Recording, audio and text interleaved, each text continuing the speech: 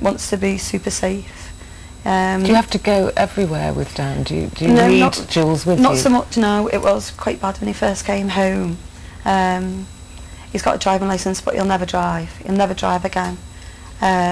He's just got, I don't know whether it's a morbid tendency, it's just a fear of episodes happening. He doesn't like to be in a situation where he's going to be confrontational. He's recognised his condition and he knows the symptoms of it. Well, that's a start, isn't it? And how long has it been since you've actually left the army? I got court-martialed in December 2006, straight into prison. I've been out of prison now a year. And I went straight to the doctor and I started the counselling and the other treatment. I'm on a specialist, rapid eye movement treatment, it seems to be. And how did you find that counselling experience? You're the man that's used to, you know, showing bravery and no weakness, to suddenly open up and talk about how you were feeling.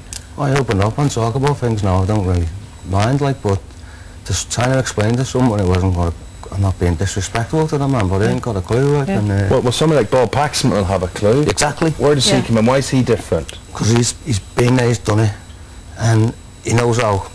I'm not saying that army lads are a different breed than people, but there's different jargon, there's different words, there's everything, and it's trustworthy. Yeah. And respect. Is there enough help, Bob, out there for people like Danny? There's lots of organisations, there's lots of help out there. However, it's the wrong type of help. What's required is a deeper level of rapport. As Danny's just said there, you can't turn to a doctor and say, you know, these are my experiences, because they don't speak the same language as the soldier. The treatments that are out there are based in 1960s. You know, they're all sort of Freudian type therapies where you sit and talk about the problem. Well, the solution to the problem doesn't lie in the problem. It lies outside of the problem. Meaning? Meaning things haven't moved on in the last sort of 30 years. There's been no research and development into programs specifically designed for PTSD. If you look at CBT, it was designed for CBT, what's that? Cognitive behavioural therapy. Oh yes, right. It was designed for anxiety and depression. It wasn't designed for post-traumatic stress disorder. So what we've done, we've come up with a program. It's been developed over the last 6 years, and it literally is designed specifically to target PTSD and reverse the effects. You know, take away the symptomology. Now you've had your own troubles, of course. You speak from experience. Yes. How did all of this manifest with you? Very slowly over a period of time it crept up on me to the point where I was having nightmares and flashbacks, extremely paranoid at times, running around hypervigilant, and a whole array of symptomology, including self-medication, which is getting absolutely plastered so that you can go to sleep for a couple of hours before the nightmares start. And your friend Jason, obviously this was a very traumatic time for you as well, because he ended up taking his own life, didn't he, because of post-traumatic stress syndrome. And I know on the programme on Dispatches Tonight we see Jason's father talking about him. So how did Jason's death affect you? Did that make it a lot worse for you, or did you realise maybe, you know, it's not just me suffering? Tried to help him, everyone around him tried to help him, but there's nothing. You could say bad times, Christmas, everyone on holiday and stuff like that, but there's nothing set in stone. If you can go to the supermarket 24/7, there should be something for soldiers 24/7, or anyone with some kind of mental illness. Good point.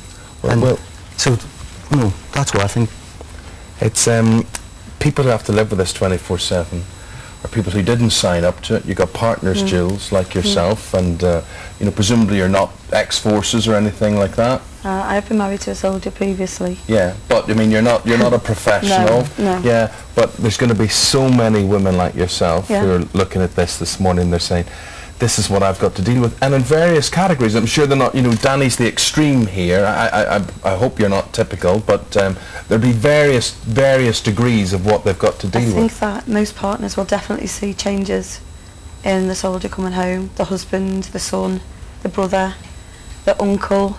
So I've got a lot of people in our family that are in the army, and I've seen symptoms in them.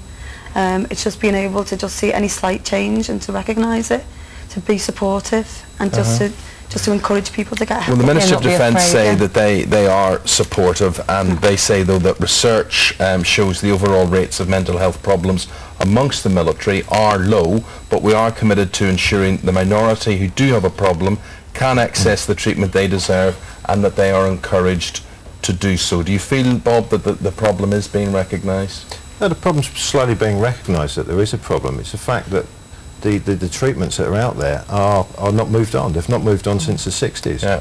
So it's about time that we actually looked at the new types of therapies that are out there and sat and addressed the problem correctly. Well, thanks for highlighting that. It's Dispatches Channel 4 tonight, and that's at 8 o'clock. Good luck to you, Danny. I hope you continue to get better, and you have a good woman at your side. Thank you, Bob. Thank you very much indeed. And if you'd like any more information about post-traumatic stress disorder, there is help and advice on our website. That's itv.com/thismorning. We'll take a break there. Up next, swapping